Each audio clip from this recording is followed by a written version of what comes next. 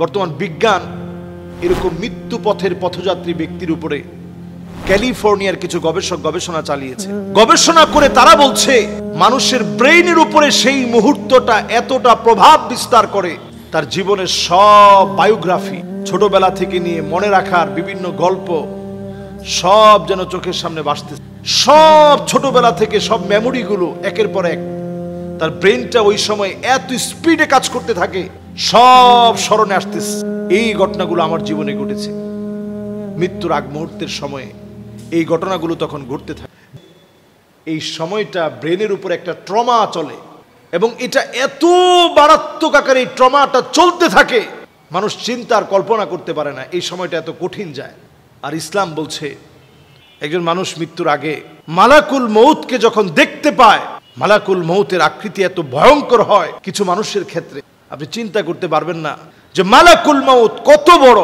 একটা প্লেট, একটা থালা থেকে যে কোনো জায়গা থেকে রিজিক নিতে যেমন কারো কোনো কষ্ট হয় না, এই প্রতিদিনে লাখ লাখ মানুষ দুনিয়া থেকে চলে যাচ্ছে, সেকেন্ডে সেকেন্ডে মানুষ মারা যাচ্ছে। এই মানুষের জান কবজ করতে মালাকুল মউতের কোনো কষ্ট হয় না।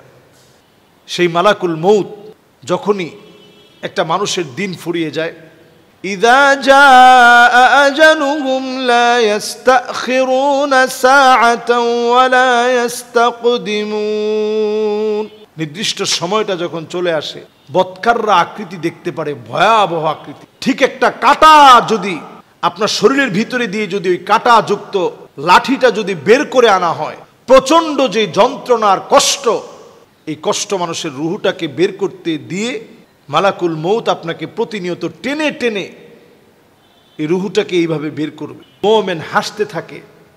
আপনারা দেখবেন অনেক এরকম ব্যক্তি যারা প্রাণান্তকর লড়াই করতে করতে দুনিয়া থেকে চলে গেছে, ঠোঁটের কোণা একটা হাসি ফুটে থাকে। তার মানে আল্লাহ বুঝিয়ে দিলেন আমরা দুনিয়া থেকে চলে যাব নিশ্চয়ই, তবে যারা আল্লাহর জন্য হতে হিব্বুনা ওয়া নুহিব্বুহু, এটা উহুদ পাহাড়, এই পাহাড় আমাদেরকে ভালোবাসে, আমরা এই পাহাড়কে ভালোবাসি। এই আচরণগুলো সমাজের ভিতরে ভালোবাসা বৃদ্ধির কারণ হতে পারে। এই আচরণগুলো নবীজি আমাদেরকে শিখিয়ে গিয়েছেন।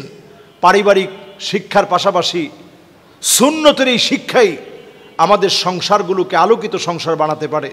আল্লাহ রাব্বুল আলামিন আমাদের সকলকে, যেরকম এখন আমাদের যে নিউজগুলো প্রকাশিত হচ্ছে লজ্জাজনক, ছোট ছোট বাচ্চারা এই নিউজগুলো দেখতে পারে না, একসাথে বসে দেখার মতো পরিবেশ নেই, এরকম ন্যাক্কারজনক ঘটনা আমাদের দেশে ঘটতেছে অহরহ। এই সমস্ত বিশৃঙ্খল পরিবেশ থেকে, হারাম কাজ থেকে, জেনা ব্যভিচার থেকে আল্লাহ আমাদেরকে হেফাজত